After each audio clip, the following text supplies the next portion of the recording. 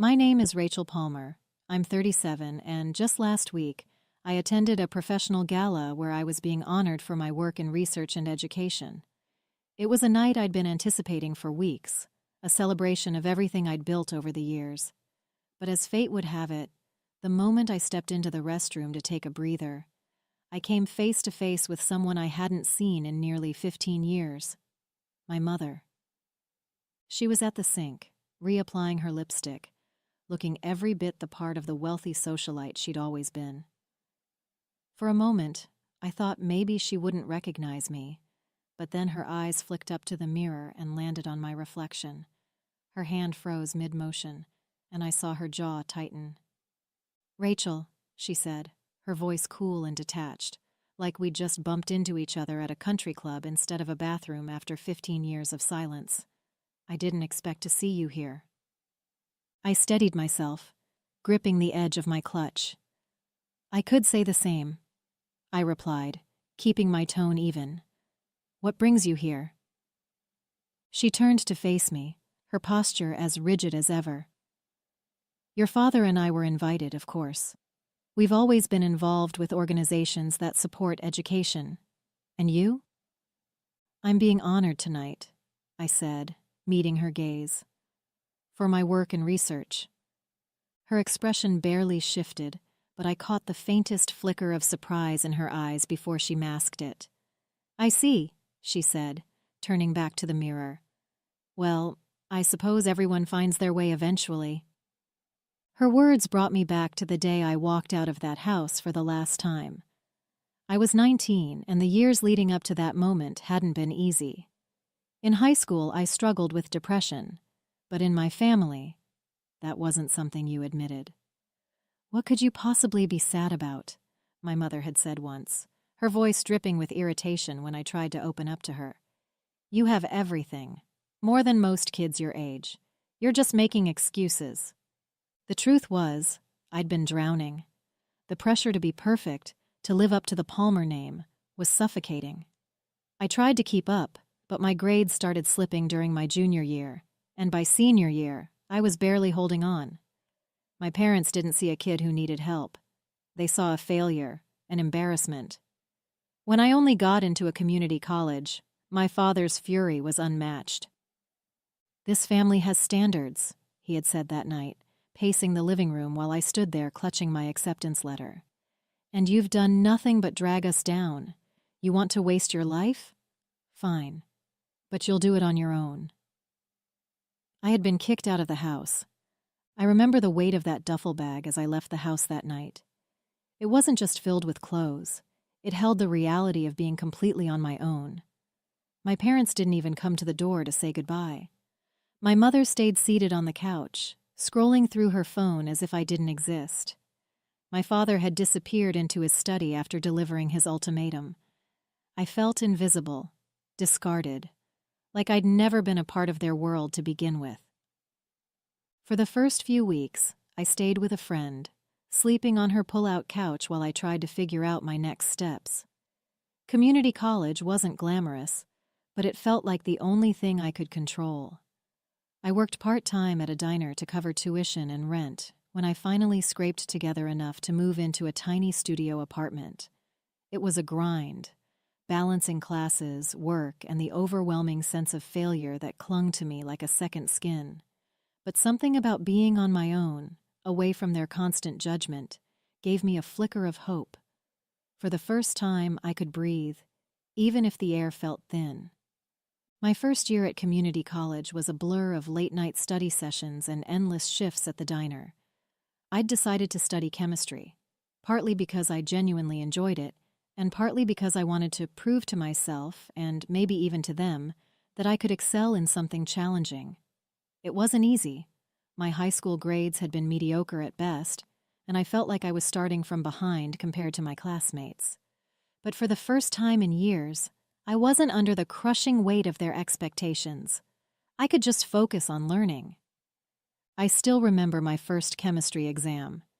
I'd spent weeks preparing, going over every formula, every reaction, until I could practically recite them in my sleep. When the professor handed back the graded tests, I was terrified to look. But there it was, a 92%. I nearly cried, right there in the middle of the classroom. It wasn't perfect, but it was mine. I'd earned it. It felt like the first small step toward rebuilding myself after everything had fallen apart.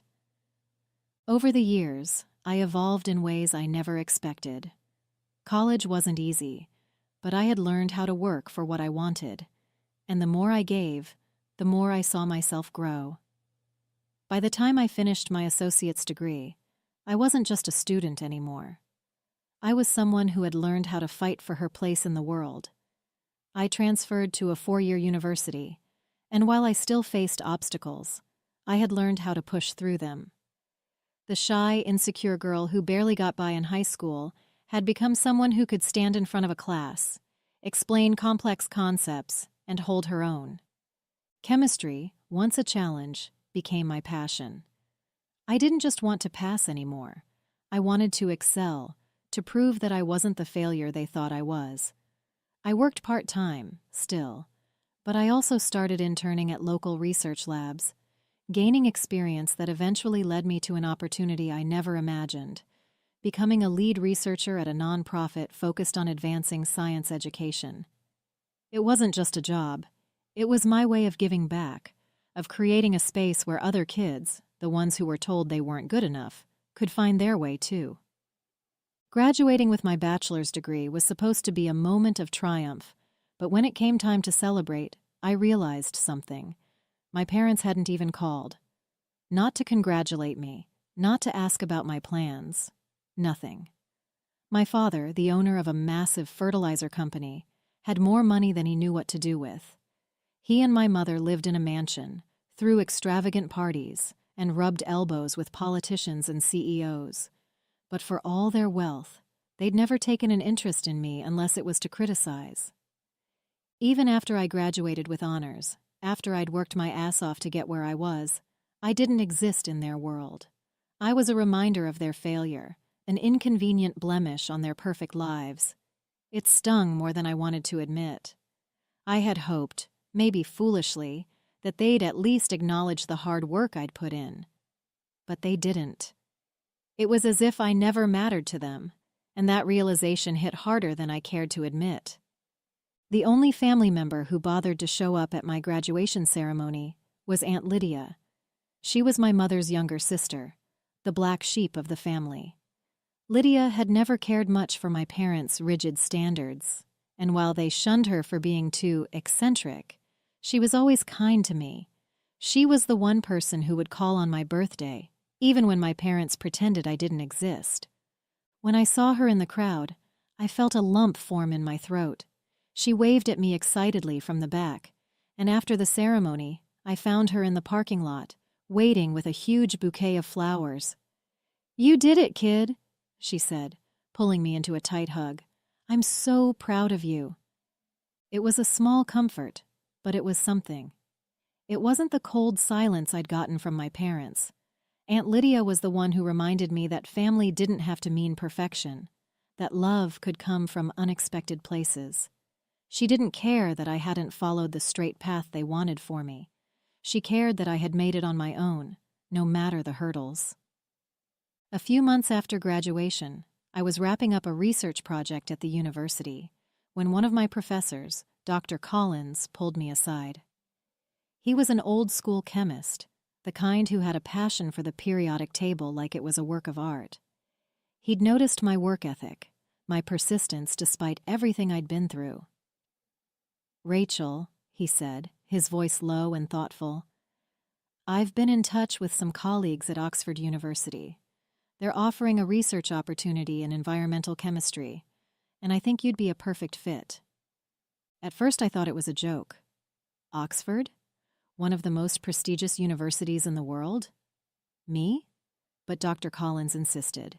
He told me that this wasn't just a job, it was a chance to make real contributions to the field, and that I deserved the opportunity. "Don't let fear hold you back, Rachel," he said. "You've proven yourself. Now it's time to take that next step." I applied, hesitantly at first, not fully believing it could happen.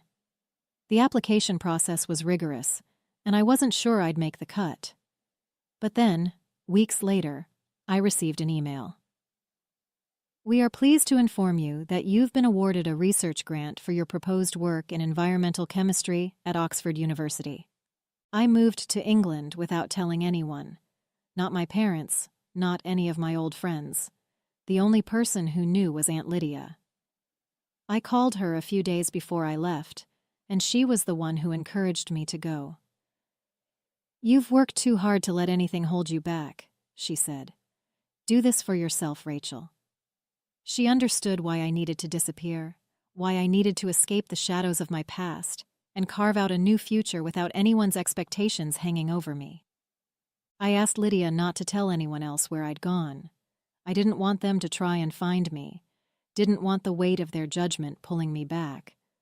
So, I left, boarding a plane to Oxford, with nothing but a backpack, and the faint hope that this could be my chance to finally become the person I always dreamed of being. I settled into a small flat in Oxford and threw myself into my work. The first few weeks were tough, the language, the culture, the isolation. But the more I immersed myself in my research, the more I felt at home. I was working on projects that mattered, things that could make a real impact on the world. The chemistry I studied was no longer just about passing exams or proving myself to my parents. It was about changing the future. As the years passed, I completed my master's degree, and then, driven by the momentum of my research, I applied for a PhD. The process was grueling, but I was determined. I had found my place at Oxford, and there was no turning back. After several years of sleepless nights and endless lab experiments, I earned my PhD, becoming a respected researcher in the field of environmental chemistry. After finishing my PhD, the next step seemed almost too surreal to grasp. I was offered a position as a professor at the University of Cambridge. It felt like a dream I never dared to chase, not because I didn't think I deserved it, but because I never imagined I would be given the chance. I had worked so hard to get to this point, and yet, the recognition still felt like it was happening to someone else. At Cambridge, I was able to teach and mentor the next generation of students, something I hadn't expected to find so fulfilling. The freedom to shape minds, to pass on the knowledge and passion I'd gained, was beyond anything I could have imagined back when I was struggling through community college. I had gone from being the girl who didn't belong to someone who could stand at the front of a classroom and be taken seriously.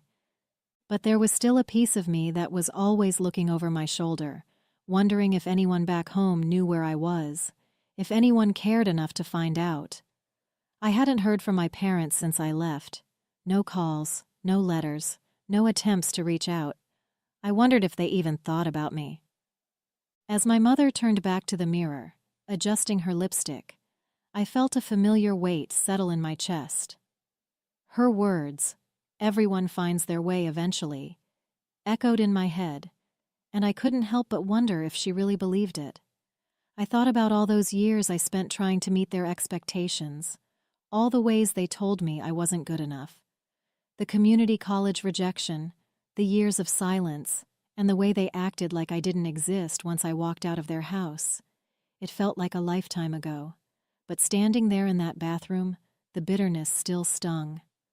I had worked so hard to get to this point, leaving everything behind, moving to England, finishing my master's and PhD, becoming a professor at Cambridge. And yet, there she was, standing in front of me, acting like my entire journey had been some kind of afterthought. I had gone from being the failure they cast aside to someone who could now speak at international conferences, lead research, and mentor young minds. And for what? To stand here and have her offer me nothing more than a cold acknowledgement? As she left the bathroom, I watched her glide out of the door, back to the people she was comfortable with. I thought about the woman I had become, the woman who'd erased every trace of them from my life. I didn't need their approval anymore. I'd built a life on my own terms, and even though they would never understand, that was enough. The gala ceremony began shortly after my mother disappeared into the crowd. I took a deep breath, trying to shake off the weight of that encounter. The clinking of glasses, the hum of polite conversation.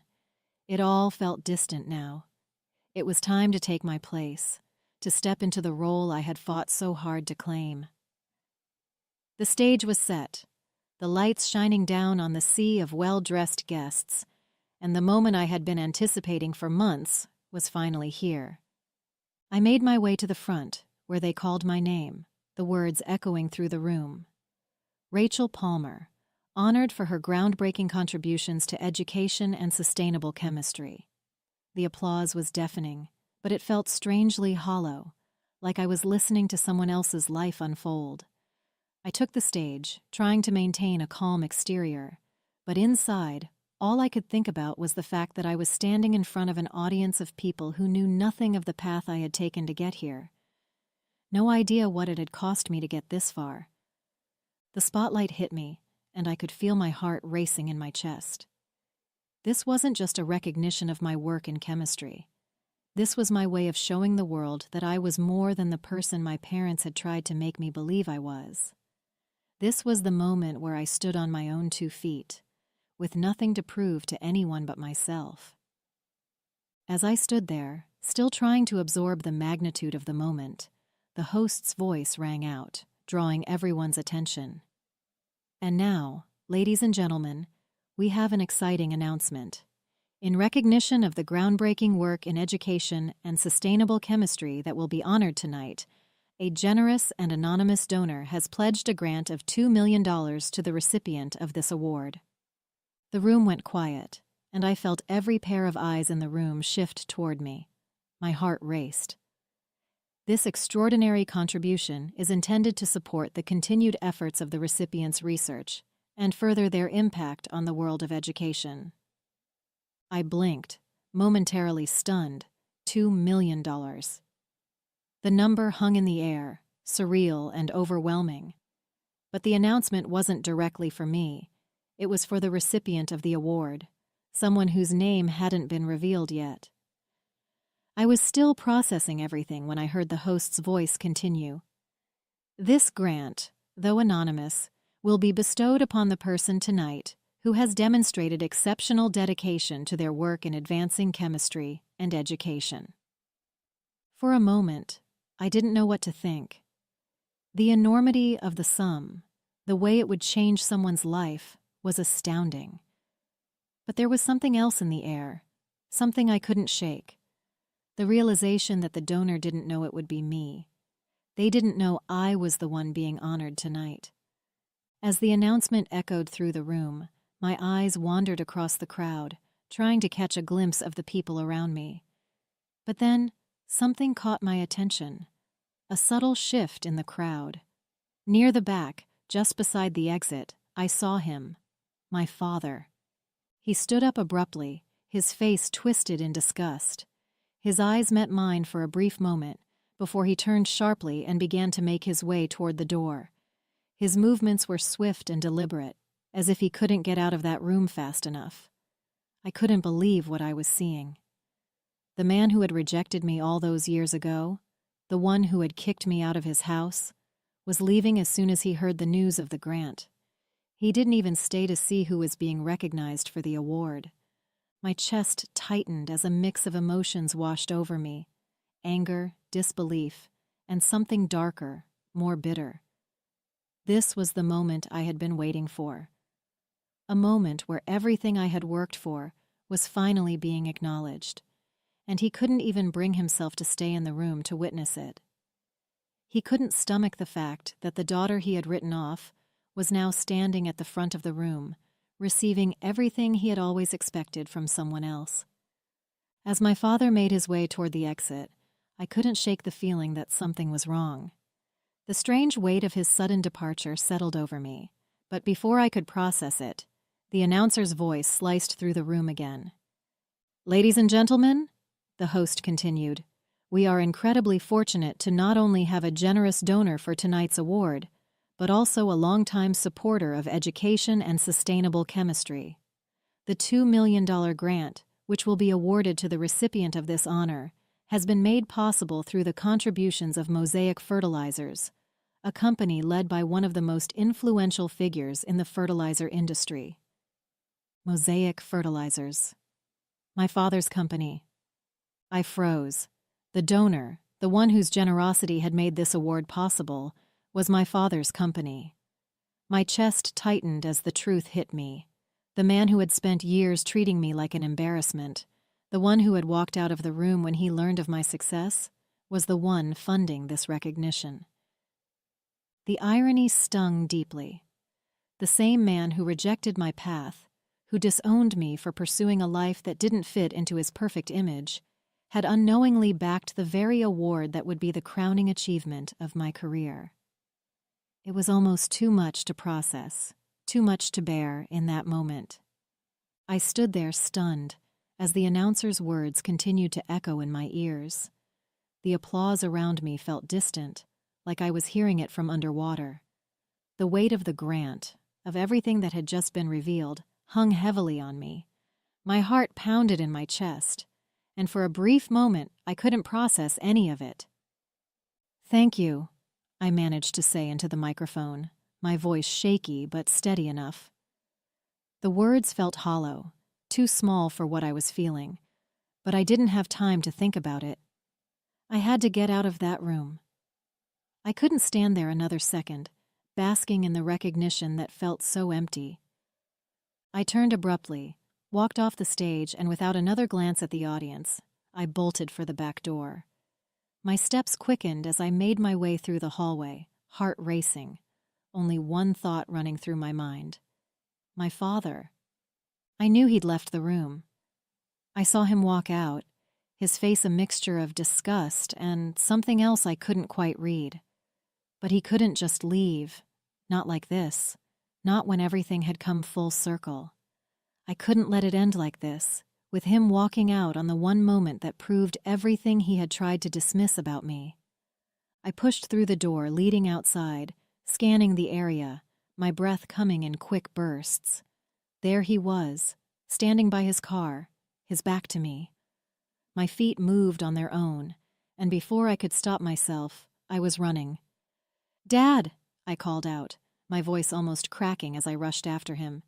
He didn't look back at first, his shoulders stiff, but when he finally turned around, I saw the bitter expression on his face. He had that same look I remembered from all those years ago, like everything was an insult to him. "What is it now, Rachel?"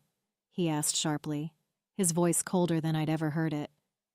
"You think I'm going to congratulate you?"